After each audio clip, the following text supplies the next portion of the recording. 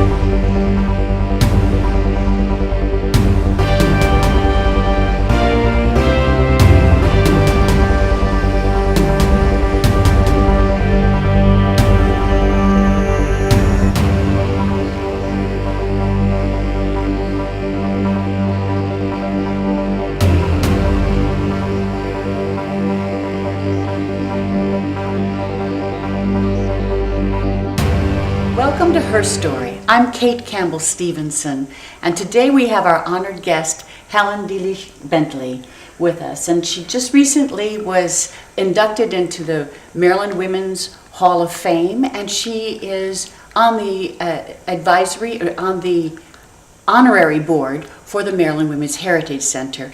Welcome, Helen, and thank you so much for being with us. Well, thank you. I am delighted to be here, and I'm also delighted to be part of the heritage, not only of Maryland, but also in the country for women.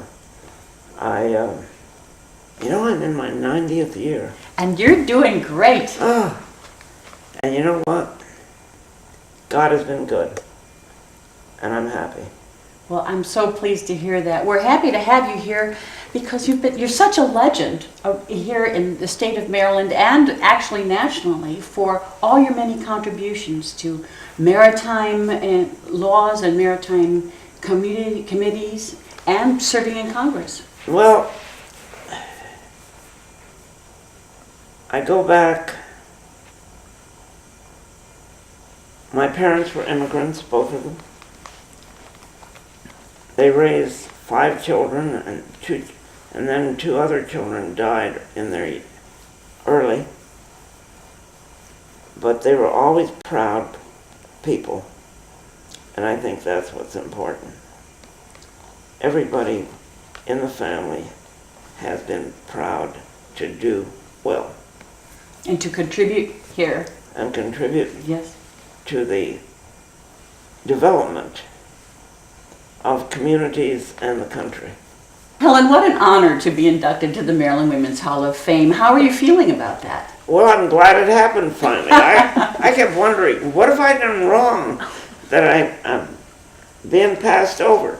And then I found out that everybody thought I was, and nobody looked into what had slipped under the door. Well, we're thrilled that you're in now. I am too. There were several women there who you've mentored. Well, tell me about that group.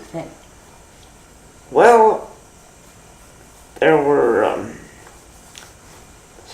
Senator Gloria Lala, who introduced me. Gloria and I became friends some time ago through another woman who's no longer with us, who was a friend to both of us, and she brought us together. And I was glad I was able to encourage Gloria to go on and run. Gloria, you can do it. You're going to be a good senator. And now she's a cabinet officer. And she's great. She was one. Ellen Sauerbrey and I go back a long way. And we were friends for a long time, and we became bitter enemies at one point, opponents in a primary election. And now we're back as friends. It's important for women to support other women. It is. We were thrilled that you were inducted to the Maryland Women's Hall of Fame. There were so many exciting things happening. We had dinner at the governor's mansion. And it was a delightful dinner. Yeah. Well, let's go and take a look.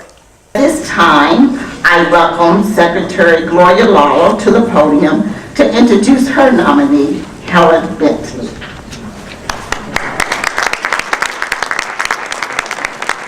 Good evening. Good evening. To my colleague on the cabinet, Ted, good to see you. And certainly to my former colleague in the Senate, the Congressman, good to see you, Andy. And on behalf of our Governor, Martin O'Malley, and our Lieutenant Governor, and the Maryland Department of Aging, congratulations to all of our honorees, and welcome to all of you. You know, it's a distinct pleasure to be here for Helen Bentley. She is one fabulous woman. Helen, it looks like you're going to get numerous awards this year. This is your year to shine. You know, most of us think of Helen, we think of her as being in Congress, but she has spent 65 years involved with the Port of Baltimore. 65 years. Yeah, I think that deserves applause. And we are just so very proud of her. I have with me tonight, standing here, is she here? Delegate Sue Allman also, who will follow me. So I'm going to be short because it is in your program. Everything that just a smidgen of what she's done is in your program in summary. Because if you were to listen to Helen, you could listen to her all day and all night. It's fabulous. She is Maryland. You know, her history is a history of women in Maryland. But here's what Helen had to say about herself. She just got the first Citizen Award. That is very prestigious, given to her by the Maryland Senate. And here's her own quote. I must be doing something right. Maryland is classified as a blue state, reliable, liberal. That's true. I'm not only a Republican, but also I'm a woman. And I'm still above ground. Yes, you are. And so it gives me pleasure to stand here to nominate you for the Women's Hall of Fame. But you know, I knew we would have standing room only tonight when I looked at all of the names of the honorees. And I know everybody sitting in this room. Jean's not here, but I will say this about Jean. She was wonderful, and Jean's daughter and my daughter went to college together. They went to UVA, they're UVA grads, and so I don't know where the family is tonight, but oh yeah, she's very special to me. And so now I'd like to bring up Delegate Sue Allman also to speak for Helen. Thank you. Such a pleasure to be here and to honor a fantastic lady. The ladies in leadership would like to offer you a citation from all of us and some flowers on congratulating you for tonight and your prestigious leadership in Maryland. Thank you. That was really impressive. Stay with us. We'll be right back.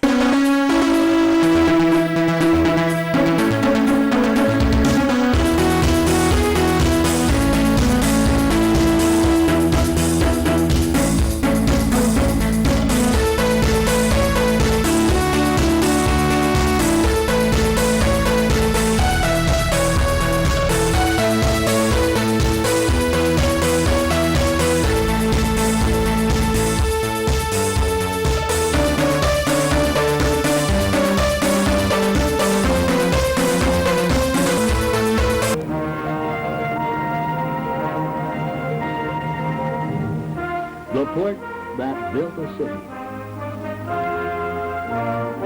Influences all the towns immediately in this area, as well as going out to the entire state of Maryland, as we pointed out recently. All of these towns in this area have industries that involve importing and exporting over on into the eastern shore. Well, Helen, it's a great pleasure being able to repeat this history of the Port of Baltimore. Welcome back to Her Story.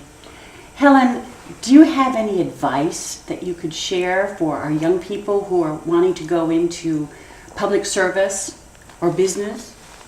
Well, let me tell you, I just did a letter the other day. A sister, an older sister, is preparing a scrapbook of letters from prominent women for her younger sister for her graduation. And in that letter, I emphasized to her character, integrity, accuracy, honesty, and be yourself. That's great advice. That's wonderful. Helen, I feel such a debt of gratitude for how you persevered and broke through the glass ceiling, because you didn't have anybody to do that for you. No, I really didn't. And you know, when the men came back from World War II, there were only three. The Sun paper only kept 3 women in the morning newsroom. Martha Sheps, Ann Hutchison, and, oh no, there were 4. Marge Mathis and Ann Hutchison, myself, and then Martha Sheps came in later. But other than that, they didn't have any women around there. And we had to make our way. And we had to stand our ground, or we'd have been swept under. And we were able to. We had to. Well, I want to say a personal thank you for all that you've done for the state of Maryland, for the Port of Baltimore, but mostly I think for women, showing them that if you have these strong personal character traits, that you can accomplish whatever you set your mind to. Yeah. You have to know what you're doing. You have to be sure of yourself, and then you have to be determined. And once in a while you might go home and cry, but don't let anybody else see you cry. There you go. There was you may recall that at one point that Senator Joe McCarthy was going after everybody, and he happened to concentrate on the Greek ship owners, alleging that they were going into North Korea, serving North Korea. And we were having a ship launching in that period of Greek ship owners' ships built here at Sparrows Point. And all the families were coming down for the launching. I knew many of them, the Kulakundases, the Golandreses, etc. And I spoke to them at the ship launching. Are your ships involved? Is this happening? That Senator McCarthy is going after? I said, no, Helen, it is not. Anyhow, I had this story that the Greek ship owners were not doing what they were being accused of by Senator Joe McCarthy. And I went back to the office and I started writing. And the office thought, well, this is such an important story. We can't have a little girl writing it, right? So they brought Phil Potter over from Washington to do this story with me. And I was so mad and so hurt. I was crushed. And I slammed out of the office and said, I'm quitting. And I left. Well, my managing editor came up to my apartment on his way home. He said, Helen, you can't do this now. Calm down. This is such an important story. I said, but who got the story? Right. I did. He didn't. I should have the byline. He said, I hear you. Calm down. I'll talk to you tomorrow. So I had to swallow my pride. Since I had nowhere to go, I stayed. I stayed. But that was quite a night. And Phil Potter, I have to tell you this. Phil Potter was the city editor, the night city editor, on my first day at the Sun paper. My first day, my first assignment was Flag Day, 1945, was to go out and cover the Elks flag ceremony. And the day city editor had said, we want a half column. So I came back and I started writing half column. I sent a lead up.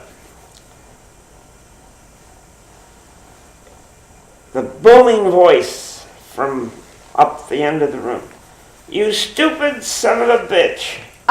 don't you know have any sense to come up and talk to the city desk when you come back from a story?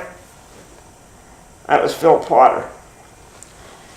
And I swear, if he hadn't been going overseas at that point to cover the rest of the war, I would have walked out of the sun then, because I was so shook. And then to have Phil Potter be the guy that got my Joe McCarthy story. Well, the good part of it was that the Joe McCarthy people were not happy with any of us later, so it worked out. But Phil and we became good friends, finally. Well, that is a situation that many people and many women and men run across. Yeah. You have to speak up and fight for your turf. Absolutely, you have to. You can't just, okay, go ahead and do what you want. No, this is wrong, and Well, that's where the integrity comes out. This honesty and Exactly. integrity, and that no matter what happens, that you will benefit always from being that way. And the good part of that whole thing was that Joe McCarthy was taken down at that time. Helen, it was just so exciting for me to see you up there speaking and getting the recognition that you so deserved. Well, thank you. I enjoyed it, and I enjoyed being here with you today. So let's go back to the Hall of Fame. There's somebody I would like to introduce who's here. Barbara Franklin. Are you still in the room? Stand up. Barbara Franklin is the first White House staffer who was employed specifically for the purpose of finding excellent women to work in Washington in the federal government. That was done by President Nixon, and she has finished a book recently, A Matter of Simple Justice, to talk about how important it is and has been to get women where we are going. We still have a way to go, and I'm not through. And there's one correction I want to make. The gentleman who was speaking, no, the first woman to run for governor in the state of Maryland was Louise Gore, a Republican.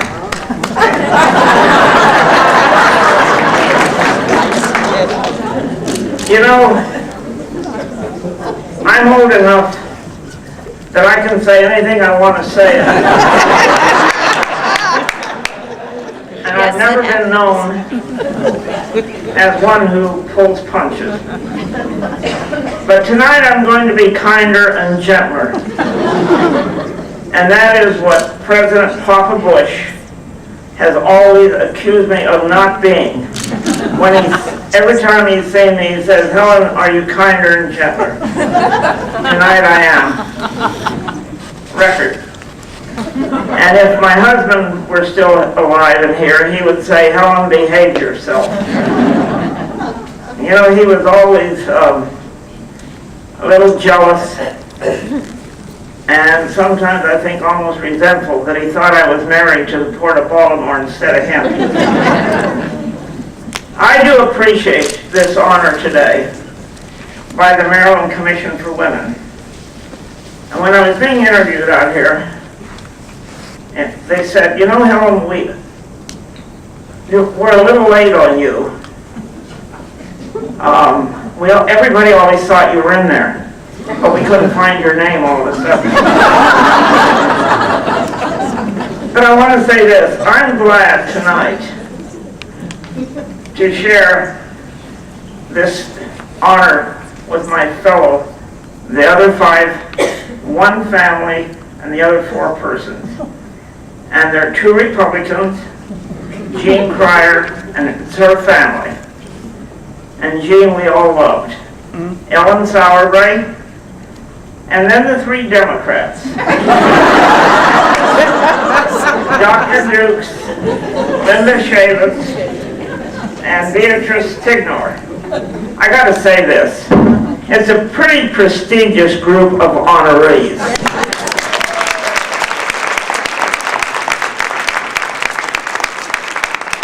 This morning I was at a Women's History Month breakfast, and we had Admiral retired Sally Bryce O'Hara speaking there. And Sally was giving us a little, not lecture, but she referred to an article in the Wall Street Journal this past week, I think, about the queen bees, and that being queen bees is part of the problem of women. Well, I've never been a queen bee. I've only tried to help women as we've gone along with my court. I could say Helen Holton was designated to be my escort today. And Helen said, I hated the name of Helen when my family gave it to me. How many Helens are there here in the room today? Only 2 or 3, there is a couple. Anyhow, it's a great name. I remember the name Helen of Troy, or the person Helen of Troy. Helen of Troy was a myth. She was part of Greek mythology. But I'm here to tell you, I'm not a myth. I really have christened 17 American flag ocean-going ships.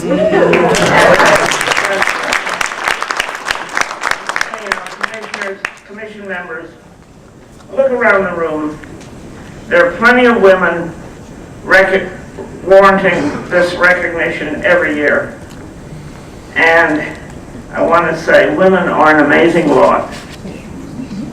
And if, even way back, if the men hadn't had them in the back rooms doing all of the detail work, we would never be where we are today. Applaud yourself. I am appreciative, Commission members, because as I said the other day, I still am above ground. Think what a tsunami it might have been if I wasn't, and all of a sudden I heard what was going on above me, and I decided to explode in order to thank you, and I do thank you.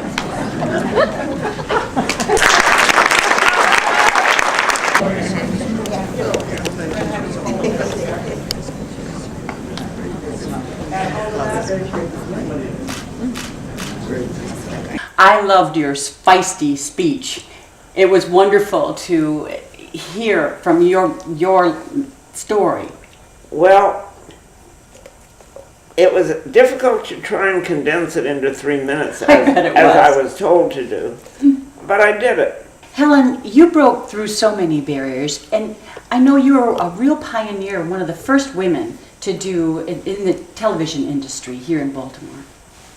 Yes, I was, and I never thought about it at that time, but Mike Wickline and others keep telling me now, do you realize what you really did way back then?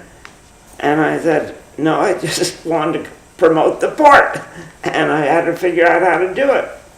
And now that I stop thinking about it, it really was a breakthrough that I think has been beneficial to a lot of people.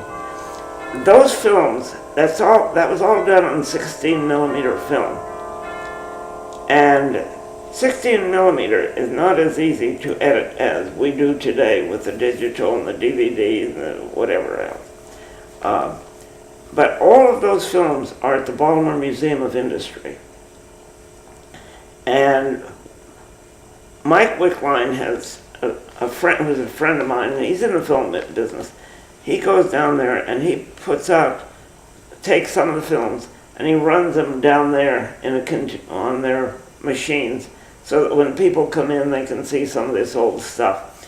But the important thing of those films that I did were they are of industries that existed back 40, 50 years ago, 60 years ago, and do not exist anymore. Oh, wow.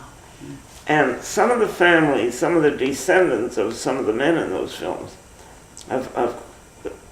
when they hear about them, they want copies of them.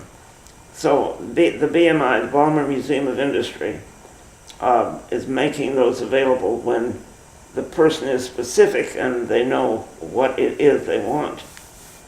But it's a great recording of what Maryland was like 60 years ago. It is 60 years, God. Well, you captured the history, and generations since then have benefited from your pioneering in the television industry. And the pushing of the port, yes. And that was all encompassed together. The promotion, the filming, the writing, and saying, this is our economic engine, people. Keep it going. Mm-hmm. Very, very important. Yeah. Very important. Thank you for sharing that. And I'll make sure to go down and take a look at some of those films. I hope you will. You know, one of the stories that I have on that film is the nuclear ship Savannah.